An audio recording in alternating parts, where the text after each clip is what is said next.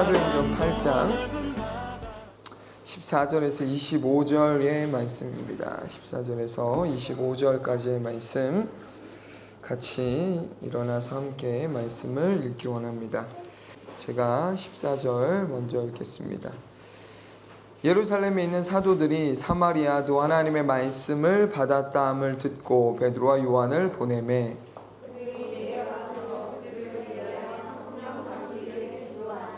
이는 아직 한 사람에게도 성령 내리신 일이 없고 오직 주 예수의 이름으로 세례만 받을 뿐이었더라.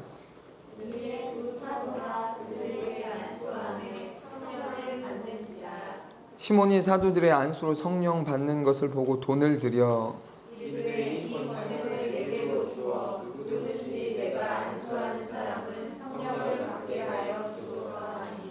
베드로가 이르되 내가 하나님의 선물을 돈 주고 살 줄로 생각하였으니 내 은과 네가 함께 망할지어다. 하나님 앞에서 내가 가르치지 못하니 이 교회는 내가 관계도 없고 분립될 것도 없느니라. 그러므로 너의 이 악함을 회개하고 주께 기도하라. 혹 마음에 품은 것을 사하여 주시리라. 내가 보니 너는 악독이 가득하며 우리의 매인과 되었구나. 시몬이 대답하여 이르되 나를 위하여 주께 기도하여 말한 것이 하나도 내게 임하지 않게 하소서 하니라. 주의 말씀을 증언하여 말한 후 예루살렘으로 돌아가이세 사마리아인의 여러 마을에서 복음을 전하니라. 아멘. 기도합니다. 하나님 아버지 감사합니다. 정말 감사합니다. 오늘도 함께 모여 이렇게 예배할 수 있는 이 큰 은혜 베풀어 주셔서 감사합니다. 하나님을 예배하고자 하는 마음 주셔서 너무 감사합니다.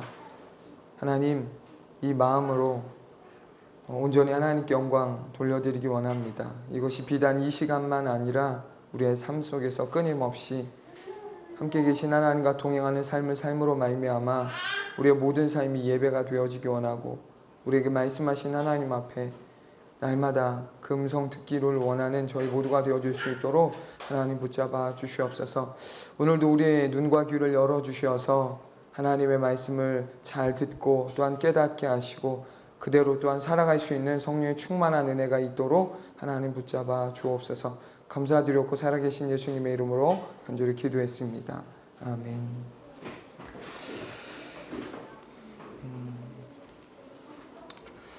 우리는 큰 박해로 인해 유다 지역 그리고 사마리아 지역 곳곳으로 흩어졌던 사람들이 두루 다니며 복음을 전했다는 본문의 내용을 계속해서 살펴보고 있습니다.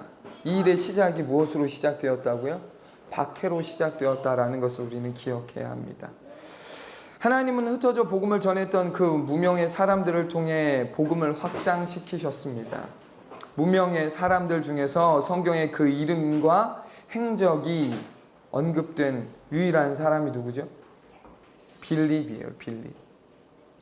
많은 사람들이 있었겠지만 그 중에 유일하게도 빌립만 언급하고 있습니다. 지난 3주 전 설교에서 확인했던 것처럼 빌립은 사마리아로 내려가 복음을 전했습니다. 여기서 한 번 더 제가 강조 드리는 것은 빌립만 사마리아 지역에 내려가 복음을 전했던 유일한 사람이 아니라는 것이지요. 많은 사람들 중에 한 사람이었는데 그만 성경에서 소개하고 있다는 거죠. 성경에서 밝히고 있지 않아 구체적으로 확인할 수는 없지만 빌립 말고도 성령의 인도하심에 순종하여 사마리아 지역으로 내려가 복음을 전했던 전도자들이 아주 많았다라는 사실을 우리는 본문을 보면서 계속 이것들을 생각하고 읽어야 한다는 것입니다. 그러나 흥미롭게도 성경은 빌립을 제외한 다른 사람들에 대해서는 일절 언급조차 하지 않습니다. 왜 그러냐? 이유는 간단합니다. 그들이 주인공이 아니기 때문에 그렇습니다. 그들을 언급하지 않는 이유는 그들이 주인공이 아니기 때문에 그렇습니다.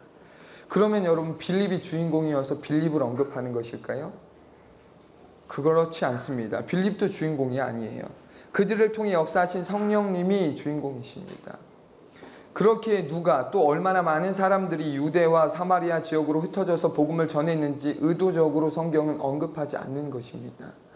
사도행전에서 우리가 주목해야 할 것은 보냄을 받은 사도들과 전도자들이 아니라 그들을 보내신 누구요?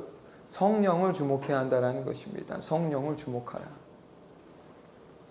우리의 삶 역시 마찬가지입니다. 세상은 끊임없이 우리의 삶의 주인공이 누구라고 말합니까?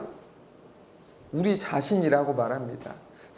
세상은 끊임없이 강조하기를 네 삶의 주인공은 너야 라고 말하는 거예요. 정말 그럴까요?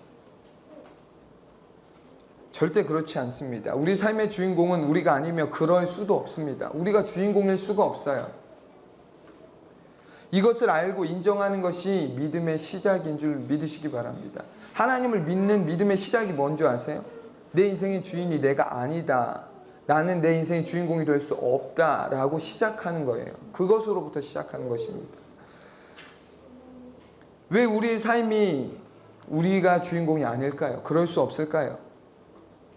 왜냐하면 우리는 우리의 삶을 책임질 만한, 그리고 삶의 다양한 문제들을 해결할 만한 힘과 능력을 저와 여러분은 가지고 있지 않기 때문에 그렇습니다. 왜 우리가 주인공일 수 없냐고요? 우린 그럴 만한 힘과 능력이 없어요. 물론 우리 스스로 책임지고 해결할 수 있는 것들도 있습니다. 그러나 중요한 사실은 우리의 힘과 능력을 가지고 해결할 수 있는 문제보다 해결할 수 없는 문제가 훨씬 더 많다라는 것이죠. 그중 가장 대표적인 것이 무엇입니까? 부활절 주일에 말씀드렸던 죄와 죽음이라는 것입니다. 세상에 어느 누가 자신의 죄의 문제, 죽음의 문제를 해결했고 해결할 수 있습니까? 누가 해결할 수 있죠?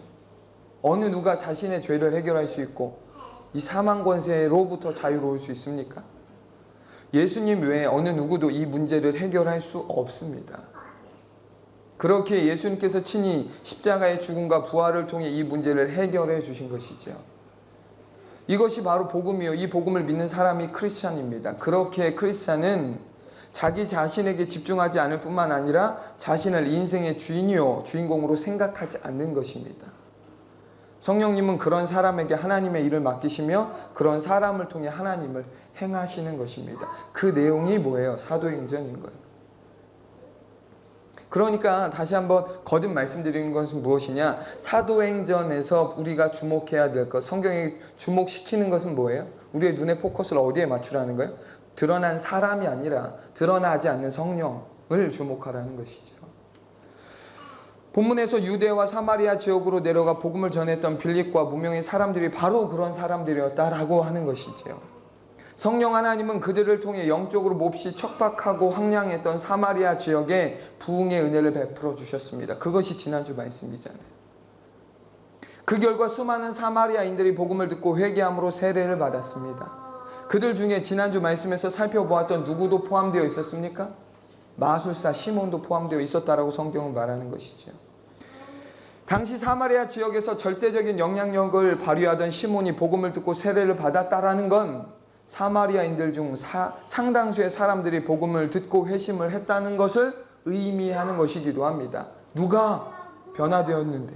시몬도 변화되었는데 그 시몬을 우러러 바라보았던 수많은 사람들 역시도 변화되었다라는 것을 의미한다는 것이지요. 그만큼 사마리아 지역에서 시몬의 영향력은 아주 막강했습니다. 이 소식이 중요한 것은 당시 예루살렘 교회를 떠나지 않고 끝까지 지키고 있던 사도들의 귀에 들어갔다라는 거예요. 사마리아 지역에 일어난 이 일이 지금 예루살렘 교회까지 들어간 거예요. 그 소식을 접하게 된 사도들은 모르긴 몰라도 적지 않은 충격을 받았을 거예요. 사마리아 지역이 복음화되었다. 왜냐하면 유대인들에게 있어서 사마리아인들은 혈통적으로도 그리고 영적으로도 하나님과는 아무런 상관이 없는 이방인으로 여겼기 때문에 그렇습니다. 그런 그들이 복음을 듣고 세례까지 받았다고 하니 무척이나 놀랐을 거예요. 사도들은 그 소식이 사실인지를 확인하기 위해 급히 두 사람을 사마리아로 파견 보냅니다. 본문 14절이죠. 14절 한번 읽어보겠습니다. 시작. 예루살렘에 있는 사도들이 사마리아도 하나님의 말씀을 받았다함을 듣고 베드로와 요한을 보내매. 아멘.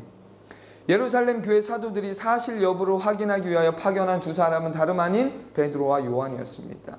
사도들이 임의적으로 베드로와 요한을 선택해서 보냈을까요? 그렇지 않아요.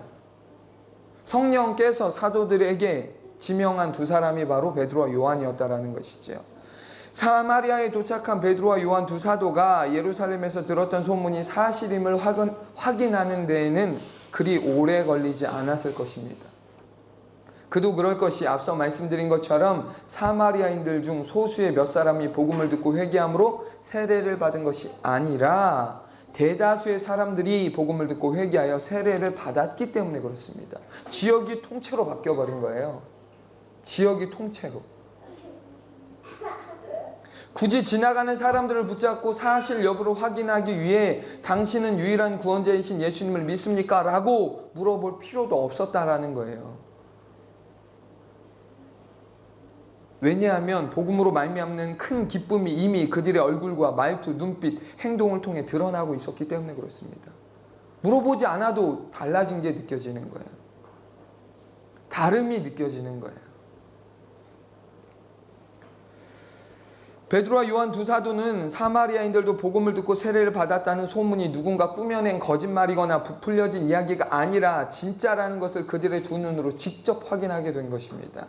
아, 이게 사실이구나.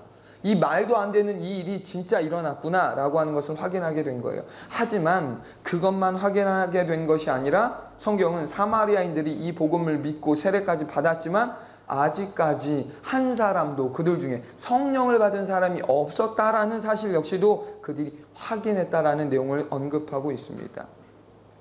그리하여 두 사도는 그들이 성령을 받도록 안수하며 기도해 주었다는 내용을 본문 15절에서 17절까지 소개하고 있는데 한번 읽어보겠습니다. 시작! 그들이 내려가서 그들을 위하여 성령 받기를 기도하니 이는 아직 한 사람에게도 성령 내리신 일이 없고 오직 주 예수의 이름으로 세례만 받을 뿐이더라. 이에 두 사도가 그들에게 안수함에 성령을 받는지라. 아멘. 자, 지금부터의 내용이 매우 중요해요. 베드로와 요한은 복음을 믿고 세례까지 받았음에도 불구하고 사마리아인들 중 어느 누구도 성령을 받지 못했다라는 것을 발견했다고 말씀하고 있어요. 그냥 예배당에 와서 예배 한번 드렸던 사람들이 아니고요. 지금 이 사람들은 복음을 듣고 그 복음의 내용을 믿었을 뿐만 아니라 믿는 증거로 세례까지 받은 사람들이에요. 그런데 그들이 지금 아무도 성령 받지 못했다라는 것이죠. 그래서 두 사도는 사마리아인들이 성령을 받도록 안수하며 기도해 주었다라고 하는 게 지금 성경이 말씀하고 있는 내용입니다. 기도해 주었어요. 그리고 기도한 결과 어떻게 되었습니까? 그들이 성령을 받게 되었습니다. 오순절에 다락방에 모여있던 120명의 사람들에게 임하셨던 성령님이 지금 사마리아인들에게 임하신 것입니다. 본문의 이 내용은 역사적으로 많은 오해와 더불어 논란을 불어일으켰던 내용이에요. 그래서 지금 잘 들어야 된다는 거예요. 수많은 사람들이 이 내용을 오해했고 또 이 내용을 가지고 서로 논란이 일어났던 대목이라는 거예요. 그도 그럴 것이 복음을 믿고 세례까지 받았음에도 불구하고 사마리아인들 중 어느 한 사람도 성령을 받지 못했다라는 본문의 내용이 성경의 다른 구절들과 심하게 충돌하기 때문에 그렇습니다. 충돌하는 거예요. 어떤 내용이요? 지금 예수 믿고 세례까지 받았는데 성령을 받지 못했다. 성령을 받은 사람이 없었다라고 하는 이 내용이 성경의 다른 구절들과 일맥상통하는 것이 아니라 뭐예요? 충돌하는 거예요.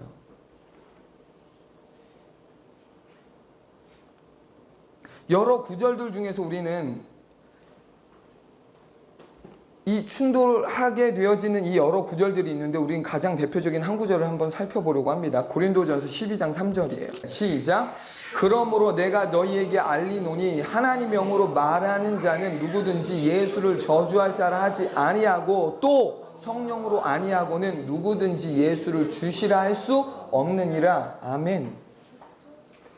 사도 바울은 고린도 교회 성도들에게 보내는 편지의 내용에서 성령님의 역사가 없이는 그 누구도 예수님을 구주로 믿고 고백할 수 없다라고 아주 분명하게 강조했습니다.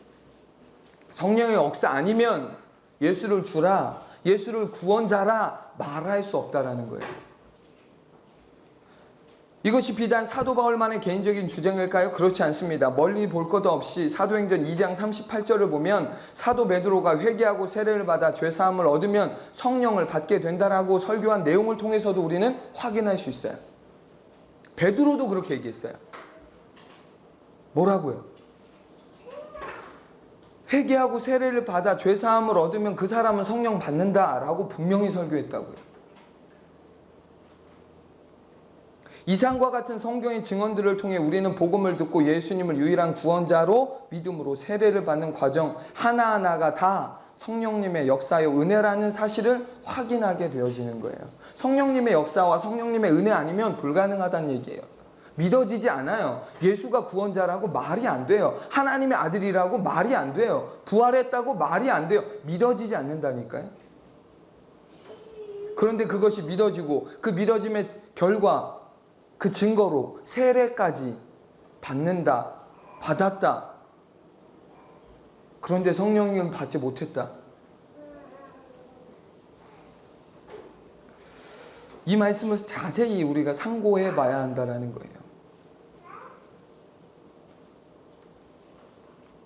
앞서 읽었던 고린도전서 12장 3절과 사도행전 2장의 말씀을 통해 우리가 확인할 수 있는 것은 무엇이냐면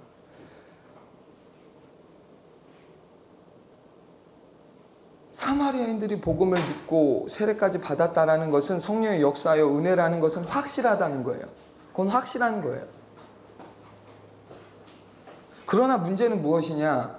본문은 사마리아인들이 복음을 듣고 세례까지 받았음에도 불구하고 성령을 받지 못했다라고 분명히 말씀하고 있다는 거예요. 극단적인 오순절주의자들의 경우 본문을 근거로 무엇을 말하냐? 잘 들어보세요. 중생한 그리스도인들도 또다시 성령 세례를 받도록 기도해야 한다라는 주장과 함께 그렇지 않으면 구원을 받을 수 없다라고 말해요. 이런 게 문제예요. 이게 문제라는 거예요. 이게 역사적 논란이었어요.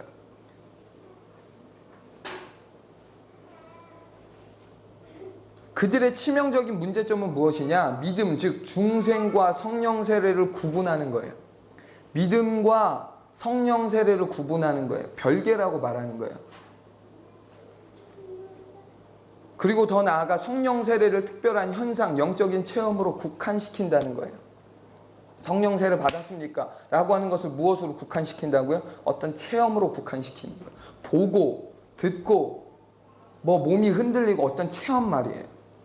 그러면서 방언의 은사가 있는 것이 성령 세례를 받은 증거라고 이야기하는 거예요. 방언의 은사 없다. 그럼 그 사람은 성령 세례 받은 게 아니다라고 못 박아요. 그러면서 다시 한번 강조하는 게 뭐예요? 방언의 은사를 받지 못했다. 그럼 성령의 세례를 받지 못한 것이고, 그럼 성령의 세례를 받지 못했다는 건 구원과 무관하다. 이렇게 되어지는 논리적 전개가 누구예요? 극단적 오순절주의자들이 말하는 그들의 이야기예요. 이것이 끊임없는 역사적인 오해와 또한 논란이 되었다라는 것이죠. 그 근거 구절이 바로 여기 있어요. 아니, 예수 믿고 복음을 들어서 예수 믿고 세례 받았는데 성경이 분명히 말하지 않냐? 이 사람들 성령 받지 못했다라고. 그러니까 중생하는 것과 성령 세례 받는 것은 별개의 문제다라고 말한다는 거예요. 이게 근거 구절 아니냐라고 말한다는 거죠. 그렇다면 여러분, 이 난해한 본문의 내용을 우리는 어떻게 해석해야 할까요? 앞서 말씀드린 것처럼 변하지 않는 한 가지 분명한 사실은 성령의 역사와 은혜가 없이는 그 누구도 예수를 구주로 믿고 고백할 수 없다라는 것은 매우 중요한 내용이에요. 성령의 은혜와 역사 아니고서는 결단코 예수를 구주로 고백할 수가 없습니다. 물론 입술로는 말할 수 있죠. 왜? 드라마에서 연기자들이 주여라고 말하는 것처럼 신부의 역할도 하고 목사의 역할을 막 가장해서 드라마에서 하잖아요. 대본에 있는 내용을 그대로 말하잖아요. 그럴 수는 있어요. 말은 할 수 있어요. 하지만 진정한 시인과 동의, 고백은 불가능합니다. 무엇이 없이는, 누구 없이는, 성령 없이는 불가능한 거예요. 성령 없이 예수님을 구원자라고 믿는 건 불가능해요. 여기에 예외란 있을 수 없습니다. 만약 이것에 예외가 있을 수 있다라고 말한다면 예수님의 은혜와 성령의 역사 없이도 스스로의 의지와 노력으로도 구원을 받을 수 있다는 소위 자력 구원에 동의를 하는 것이 되고 맙니다. 누구 없이도 구원받을 수 있는 게 되는 거예요? 성령 없이도 구원받을 수 있는 게 되는 거예요. 성령 없이도 구원을 받을 수 있다. 그게 뭐예요? 자력 구원이라는 거예요. 자력 구원.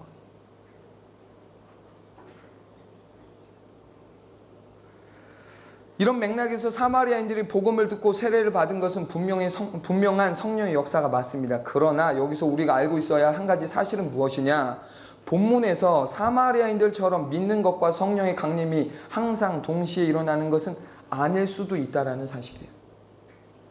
믿는 것과 성령의 세례, 성령의 역사가 항상 같은 시점에 일어나는 것은 아닐 수도 있다는 거예요. 동시에 일어날 수도 있지만 그렇지 않을 수도 있습니다.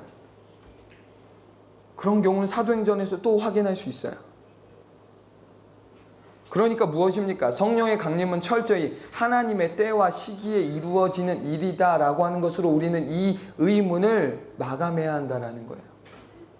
왜 그렇냐? 이게 무엇이냐라고 더 그것들에 대해서 성경에서 말하지 않은 것들을 알려고 하는 그 시도 자체가 위험할 수 있다는 것이죠. 정리하자면 이거예요. 언제가 중요한 것이 아니라 그때를 하나님께서 정하시고 인도하고 계시다라는 사실을 우리가 신뢰하는 것이 더욱 중요하다라는 것이고, 본문에서 강조하는 것은 지금 이게 아니에요.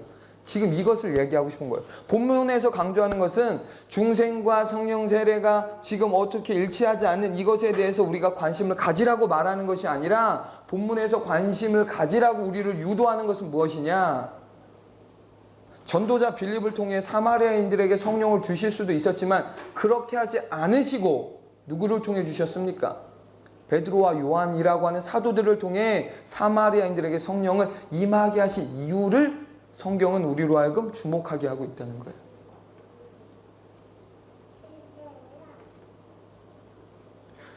왜 그러셨을까요? 빌립을 통해 왜 성령을 사마리아인들에게 주시지 않고 사도 베드로와 요한을 통해 주셨을까요? 혹자는 빌립이 사도가 아닌 집사라는 직분이어서 복음을 전해도 성령이 오시지 않은 것이라는 유치한 추측을 하기도 합니다. 집사니까. 이것은 말도 안 되는 추측이라는 것을 멀리 볼 것도 없이 우리는 사도행전 안에서 확인할 수 있어요. 사도행전 9장의 내용을 보면 아나니아가 사흘 동안 앞을 보지 못하고 먹지도 못하고 마시지도 못한 사울을 찾아가 그에게 안수하자 어떤 일이 일어난 것을 증명하고 있지요. 그의 눈이 떠졌을 뿐만 아니라 그가 성령 충만 받게 되어졌다라고 하는 내용을 기록하고 있어요. 중요한 건 뭐예요? 아나니아는 사도가 아니었다라는 거죠. 그럼에도 불구하고 하나님은 아나니아를 통해 사울의 병을 고쳐주셨고 그로 하여금 성령 충만받게 하셨습니다. 이를 통해 확실히 알 수 있는 것은 빌립이 사도가 아니었기 때문에 사마리아인들에게 성령을 주지 못한 것이 당연히 아니라는 거예요. 그건 말도 안 된다는 거예요. 성령은 여러분 물건이나 은사, 능력이 아닙니다. 성령은 누구예요? 하나님 그분이십니다. 성령은 하나님이세요. 하나님이신 성령을 어떻게 사람이 주고 안 주고 할 수 있습니까? 하나님인데 하나님을 우리가 어떻게 주고 안 주고를 할 수 있냐고요.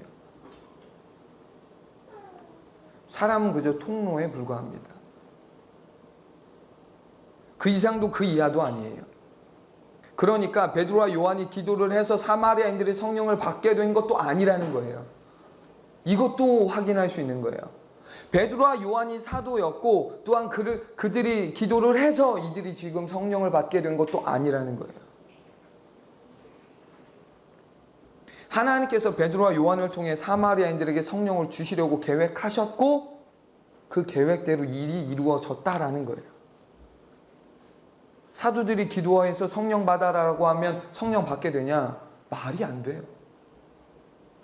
이런 일들은 많이 있어요. 지금도 있는 일이에요. 뭐 성령 받게 해준다고 기도해 준다는 이상한 사람들 많아요. 말이 안 되는 얘기예요. 자기가 뭔데 성령을 받고 안 받게래요. 성령은 하나님이신데 결정권이 그 사람에게 있는 게 아니라 하나님에게 있는 거고, 하나님이 주권적으로 역사하시는 것이지 내가 기도하면 성령 받는데 이런 헛소리 하는 사람들이 너무 많아요. 말이 안 되는 거예요.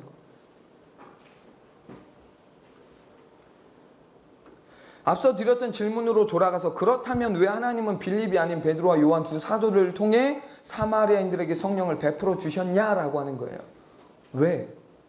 그냥 사마리아인들에게 복음을 전했던 빌립이 그를 통해서 성령께서 역사하시면 되잖아요. 근데 그렇게 하지 않으셨다는 거예요. 시간상 결론부터 말씀드릴게요. 유대인 교회와 사마리아인 교회가 따로 세워지는 것이 아니라 한 성령 안에서 한 교회가 되도록 하기 위해서 누구를 사용하신 거예요? 예루살렘 교회의 지도자들인 베드로와 요한을 사용하신 거예요. 하나님의 의도는 뭐예요? 예루살렘 교회가 따로 있고 사마리아 교회가 따로 있는 게 아니라 지금 그 교회가 성령 안에서 하나다라고 하는 사실을 확인시켜주기 위해서 굳이 누구를 사용하셨다고요? 베드로와 요한을 사용하셨다는 거예요. 성령은 이렇게 교회를 하나 되게 하시는 분이십니다. 교회는 둘이 아니에요. 수백 개가 아니에요. 하나예요. 하나. 교단이 다르고 교파가 달라서 교회가 여러 개가 아니라 교회는 하나라고요. 성령은 어떤 분이세요? 교회를 하나 되게 하시는 분이세요. 성령 안에서만 교회는 교회다워지고 온전히 하나 될 수 있는 줄 믿으시기 바랍니다. 성령 안에서만 가능한 일이에요. 성령이 아닌 인간적인 방법으로 교회가 하나 되는 것은요, 하나님의 뜻도 아니고요, 하나님의 방법도 아니에요. 그러니까 이런 거예요. 우리 이제 하나 됩시다. 우리 그러니까 한 달에 한 번씩 밥도 먹고 같이 뭐 정기적으로 모여서 회의도 하고 그럽시다. 왜? 우리는 하나니까. 이런다고 해서 교회가 하나 되어지는 것 아니에요. 그렇게 한다고 해서 교회가 하나 될 수도 없어요. 하나님의 방법도 아니에요. 무엇을, 누구를 통해만 가능한 거예요? 성령을 통해서만 교회가 진짜 하나 될 수 있는 거예요. 그런 측면에서 교회들 하나 되게 하려고 하는 어떤 인본주의적인 어떤 노력과 그 어떤 시도 자체는 하나님의 뜻과 무관하다라는 것이죠. 교회 일치 운동 말이 안 돼요. 교회 일치는 성령께서 하시는 거예요. 성령께서.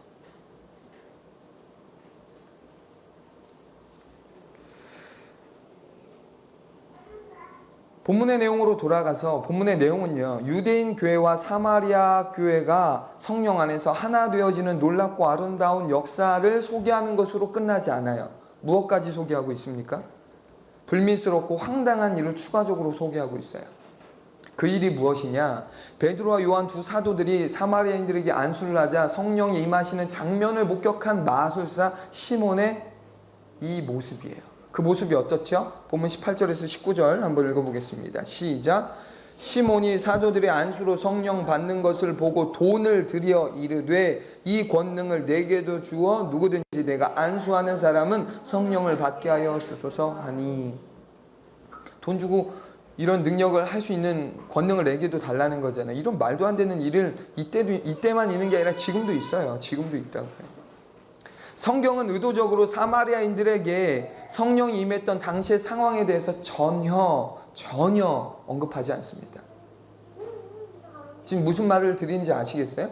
당시 사도 베드로와 요한을 통해 사마리아인들에게 성령이 임했잖아요. 그 당시의 상황에 대해서 일절 언급하지 않는다고요. 어땠는지에 대해서 묘사하지 않아요. 설명하지 않아요. 무엇만 얘기합니까? 성령이 임했다는 결론이자 핵심만을 언급합니다. 그렇게 우리는 사마리아인들에게 성령이 임하는 당시에 무슨 일이 벌어졌는지 알 길이 없어요. 무슨 일이 벌어졌는지 알 수가 없어요. 무슨 일이 벌어진 것 같은데 무슨 일이 도대체 벌어졌나 알 수가 없다는 거죠. 다만 우리는 시몬의 반응을 통해서 사마리아인들에게 성령이 임할 때 무슨 특별한 일이 있었다는 것을 추측할 수가 있어요. 만약 그렇지 않았다면 시몬이 사도들의 안수로 성령 받는 것을 보고, 무엇을 봤다고 말하잖아요. 보고 돈으로 그 권능을 사려는 황당한 일은 당연히 하지 않았겠죠. 만약 그게 눈에 보이는 어떤 현상이 일어나지 않았다면 그 현상을 보고 시몬이 돈을 들여서 내게도 그런 권능을 달라고 그런 황당한 요청을 하지 않았겠죠. 무언가 본 거예요. 시몬이 무언가 본 거예요.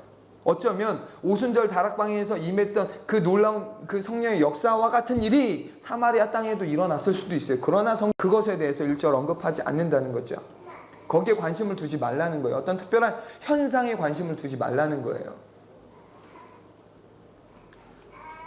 그런데 우리가 알 수 있는 건 시몬의 반응이라는 거죠. 그가 돈 주고 이걸 사려고 하는 거예요. 아, 이런 권능과 능력을 나도 좀 했으면 좋겠다라고 말하는 거예요. 그의 이런 황당한 행동은 복음을 듣고 믿음으로 세례를 받기 전에 그가 가지고 있었던 마술사라는 직업과 무관하지 않습니다. 그는 성령의 임재를 마술 같은 것으로 오해한 거예요. 지금 베드로와 요한을 통해서 성령의 임재가 일어납니다. 근데 그 일이 마치 무엇으로 여기는 거예요? 마술 같은 어떤 그런 능력으로 보는 거예요. 지금 오해한 거죠. 가장 중요한 이 순간에 과거의 습관과 가치관, 삶의 태도가 고스란히 나타나고 있다는 것을 우리는 확인할 수 있습니다. 누구요? 시몬. 결정적인 순간이에요. 그도 뭘 받아야 되는 상황이에요? 성령을 받아야 되는 상황에 지금 어떻게 하고 있어요? 성령을 받게 해주는 것처럼 보이는 베드로와 요한에게 나도 그런 능력 달라고 지금 돈 줄 테니까 얼마면 돼? 라고 하는 거잖아요. 지금 그렇다는 얘기는 이 사람 지금 뭘 못 받았다는 얘기예요? 성령을 못 받았다는 거예요. 성령을 받아야 될 그 결정적 순간에 본인은 성령 받지 못하고 뭐 하는 거예요? 그걸 살려고 하는 거예요. 그것이 무엇입니까? 그 사람의 습관, 과거의 습관, 가치관, 삶의 태도가 그대로 그냥 여실히 드러났다라는 거예요. 그의 영적 민낯이 그대로 드러났다는 거죠. 여러분, 시몬만 그렇습니까? 예수님을 믿어도 성령으로 충만하지 않으면 누구나 시몬처럼 과거의 습관과 가치관 그리고 삶의 태도와 성질이 그대로 드러나게 되어 있습니다. 예수 믿으면 나 이제 예수님 믿었고 세례를 받았어. 그러면 옛날 나에게 있었던 본성 그것이 드러나지 않습니까? 생각, 가치관 그것들과 완전히 결별합니까? 그렇지 않다라는 거예요. 예수 믿어도 성령으로 충만하지 않으면 시몬처럼 과거의 습관과 가치관을 그대로 따라 살 수밖에 없다라는 거죠. 감추려고 해도 여러분 감추어지지 않습니다. 예수님을 안 믿어서가 아니에요. 지금 시몬이 예수님 안 믿어서 아니에요. 예수님 믿었어요. 그도. 그 모든 자기의 세상적 지위 그 모든 것 다 내려놓고 예수님 믿었어요.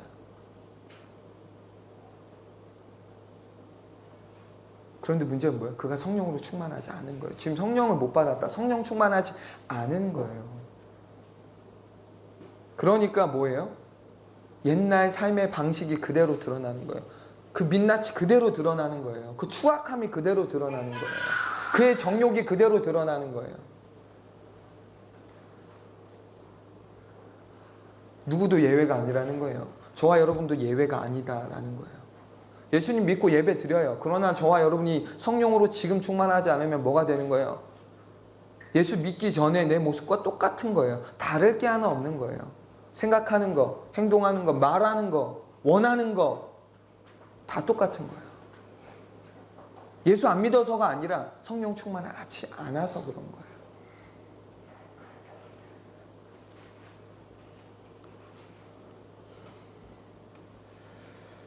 그래서 제가 지난주에 말씀드렸던 것처럼 시몬이 예수님을 믿은 것처럼 위장했다. 그게 아니라는 거예요. 믿은 건 믿은 거예요. 그러나 그냥 한번 예수님 믿었습니다 라고 끝나는 게 아니라 무엇이 진짜 중요하다는 거예요? 성령 충만이 진짜 중요하다는 거죠. 성령 충만하지 않으면 이렇게 되어질 수밖에 없고 이렇게 했다라는 것. 그렇기 때문에 성경이 끊임없이 사도행전에서 강조하는 게 뭐냐? 성령 충만인 거예요. 저와 여러분이 성령 충만하지 않으면 세상 사람들과 다를 게 눈꼽만큼도 없어요. 똑같아요. 더하면 더할 수도 있어요. 덜하지 않습니다. 예배를 한번 드렸다고 해서 달라지는 게 아니에요. 성경 한 구절 읽었다고 달라지는 게 아니에요. 똑같아요.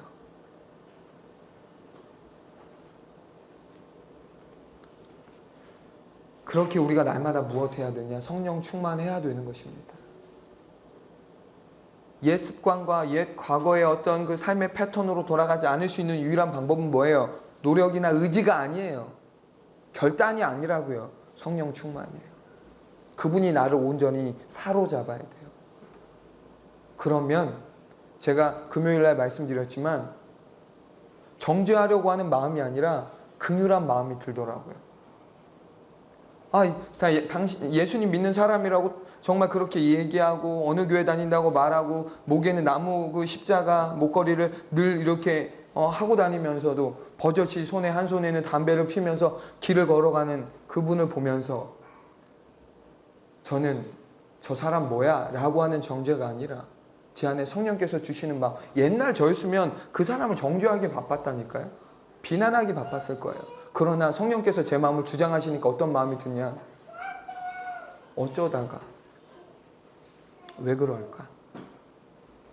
안타깝고 불쌍한 마음이 밀려드는 거예요. 저 가짜가 아니라 하나님 저 사람에게 은혜 베풀어 주십시오. 왜 담배에 손을 대고 있는지, 왜 술에 쩌들어 살고 있는지 저는 모르지만 하나님 불쌍히 여겨주십시오. 하나님 만나 주십시오. 변화되어 주십시오. 변화될 수 있는 은혜를 베풀어 주십시오. 라고 기도하게 되고 그 마음이 진심 어린 그 마음이 성령께서 제 마음에 주시니까 그냥 눈물이 쏟아지려고 하는 거예요. 안타까운 거예요. 그런 마음은 제 안에 원래 있는 게 아니에요. 제 본성은 정죄하는 사람이에요. 그러나 성령께서 제 안에 계시니까 정죄받아 마땅한 행동 앞에서도 정죄가 아니라 긍휼함과 불쌍함이 되어지는 거더라고요. 우린 이 모습을 누구를 통해서도 확인할 수 있냐면요. 베드로를 통해서도 확인할 수 있어요. 베드로가요. 하나님의 은혜를 돈으로 사려고 한 이 어리석은 시몬을 꾸짖습니다. 먼저는 1차적으로 꾸짖어요. 20절에서 21절 한번 읽어볼게요. 시작. 베드로가 이르되 내가 하나님의 선물을 돈 주고 살 줄로 생각하였으니 내 은과 내가 함께 망할지어다. 하나님 앞에서 내 마음이 바르지 못하니 이 도에는 내가 관계도 없고 분깃될 것도 없느니라. 아멘. 베드로는 지금 시몬의 그런 반응을 보면서 꾸짖습니다. 얼만큼 꾸짖냐면요. 멸망을 선언하기까지 꾸짖어요. 그냥 이 나쁜 이 지금 뭐 하는 짓이야? 라고 말하는 정도가 아니라 멸망을 선언해버려요. 그리고 책망합니다. 그러나 저와 여러분이 보아야 될 것은 무엇이냐? 베드로가 악독과 불의로 가득한 시몬을 꾸짖고 책망만 한 것이 아니라는 거예요. 1차적으로 책망하지만 진짜 책망한 이유가 있어요. 무엇 때문입니까? 사랑의 권면을 하기 위해서 책망한 거예요. 지금 본문 22절에서 23절 한번 읽어보겠습니다. 시작. 그러므로 너의 이 악함을 회개하고 주께 기도하라. 혹 마음에 푼 것을 사하여 주시리라. 내가 보니 너는 악독이 가득하며 불의에 매인 바 되었도다. 아멘. 하나님의 은혜의 선물을 돈으로 사려고 했던 이 어리석은 시몬을 꾸짖고 책망했던 베드로는 그것으로 끝내지 않고 시몬에게 회개하고 주님께 기도할 것을 지금 권면하고 있습니다. 권면했어요. 우리말 혹으로 번역된 헬라어는 에이아라라고 하는 단어인데 이것은요 그 앞에 선행된 조건절을 강조하는 표현입니다. 그러니까 혹 이런 표현은 네가 기도하면 혹시 하나님께서 용서해 주실지도 몰라라고 하는 모호한 의미가 아니에요. 그런 의미가 아니에요. 그럼 어떤 의미냐? 회개하고 기도하면 반드시 주님께서 너의 죄를 용서해 주실 거야 라는 의미예요. 그럴지도 몰라가 아니라는 거예요. 반드시라는 의미라는 거예요. 우리가 잘 아는 대로 하나님은 우리가 회개하기만 하면 우리의 죄를 용서하시되 모든 죄를 용서하십니다. 주홍같이 붉은 죄를 깨끗하게 지워주시지요. 본문에서 오늘 제가 좀 집중해서 살펴보려고 하는 내용이 지금부터예요. 돈으로 하나님의 은혜의 선물을 사려고 한 것도 시몬의 어리석음이지만 그보다 성경이 말하고 싶어하는 그의 큰 어리석음이 무엇입니까? 자신의 더럽고 추악한 죄를 회개하지 않은 것이 그의 가장 심각한 어리석음이라는 거예요. 지금 이런 모습들 돈을 들여 매수함으로 그 하나님의 은혜를 사려고 했고 그래서 베드로로부터 책망을 받고 또한 사랑의 권면 받았어요. 오케이. 그러면 사랑의 권면을 받으면 뭐 하면 돼요? 회개하면 돼요. 그러나 시몬의 반응이 어떻습니까? 본문 24절 시작. 시몬이 대답하여 이르되 나를 위하여 주께 기도하여 말한 것이 하나도 내게 임하지 않게 하소서 아니라 아멘. 자, 사도 베드로를 통해 호되게 꾸지람과 책망을 받은 시몬의 반응은요, 회개가 아니라 기도 부탁이었습니다. 안타깝게도 본문 어디에도 시몬이 회개했다는 내용이 없어요. 꾸지람을 받았어요. 책망을 받았습니다. 그러면 어떻게 자연스럽게 이 반응이 이어져야 돼요? 회개하면 무조건 용서해 주신다고 지금 베드로를 통해 말씀하셨잖아요. 반드시 용서해 줄 거야 라고 말씀하셨잖아요. 그러면 시몬이 주여 제가 잘못했습니다. 저의 정욕과 무지함과 더럽고 추악함을 용서하여 주시옵소서 라고 회개하면 되는데 그 내용 대신 어떤 내용이 소개되어지는 거예요? 베드로에게 기도 부탁을 하는 거예요.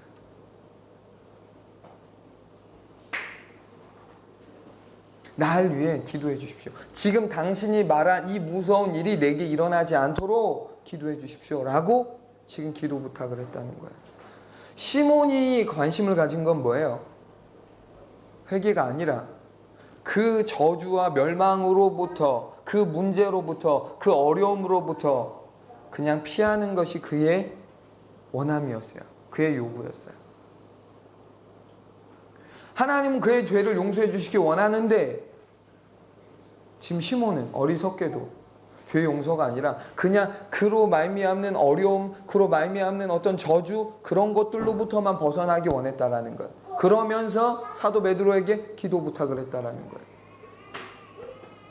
여러분, 물론 베드로가 시몬을 위해 얼마든지 기도해 줄 수 있습니다. 기도 부탁을 하면 기도해 줄 수 있어요. 하지만 중요한 건 무엇입니까? 베드로가 시몬을 위해 기도한다 한들 시몬을 대신해서 회개해 줄 수 있는 문제는 절대로 아니라는 거예요. 대신해서 회개할 수 있습니까? 불가능한 얘기예요. 회개는요, 누구도 대신해 줄 수 있는 문제가 아니에요. 남편 대신 회개요? 안 돼요. 자식 대신 회개요? 안 돼요. 부모 대신 회개요? 안 되는 거예요. 그래서 우리 금요일 모임에서 종간사님께서 나누었던 내용처럼 신앙은 철저히 개인인 거예요. 아브라함의 하나님, 이삭의 하나님, 야곱의 하나님, 그 하나님께 누가 회개해야 돼요? 내가 회개해야 되는 거예요.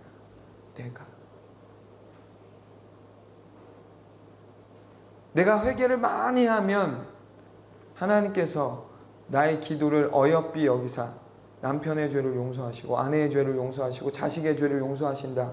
아니에요. 그럴 수 있지 않습니다.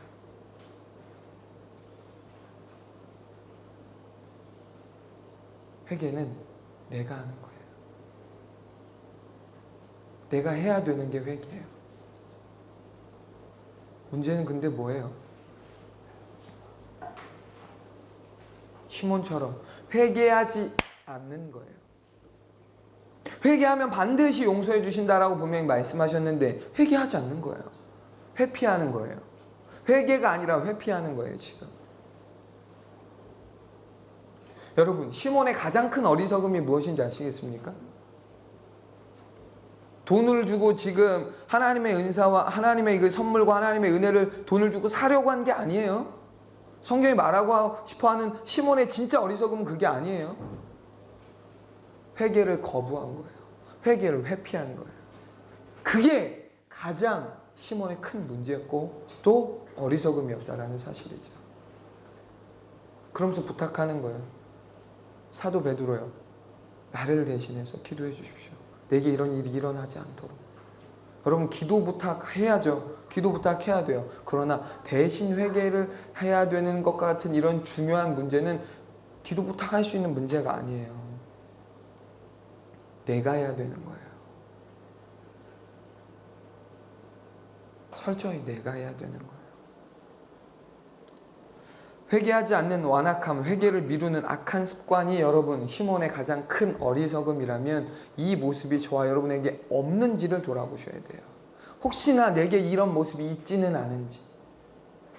회개를 미뤄요. 아니면 회개하지 않아요. 그리고 뭘 무서워해요? 나 지옥 가면 어떡하지? 이걸 무서워하는 거예요.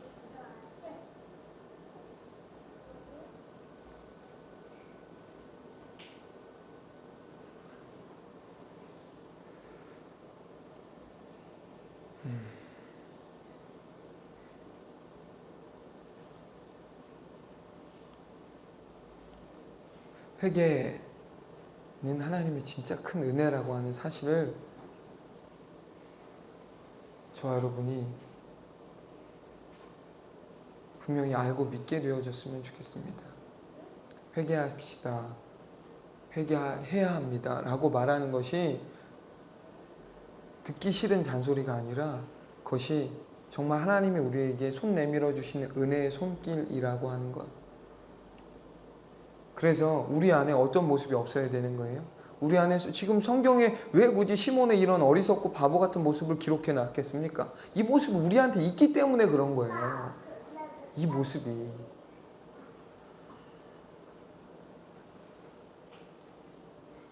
그렇지 말라는 거죠. 반면 교사 삼으라는 거예요. 시몬과 같은 전철을 밟지 말라는 거예요. 회개할 일이 있습니까? 그렇다면 여러분, 누군가 나 대신 회개하고 기도해 주었으면 하는 헛된 생각하지 마시고 지금 내가 그 죄를 하나님 앞에 회개하게 되어지는 은혜가 필요합니다. 그렇게 순종해야 되는 것입니다. 그 은혜가 우리 모두에게 있기를 예수님 이름으로 축원합니다. 아멘. 우리 같이 한번 이 시간 찬양하면서 기도했으면 좋겠습니다.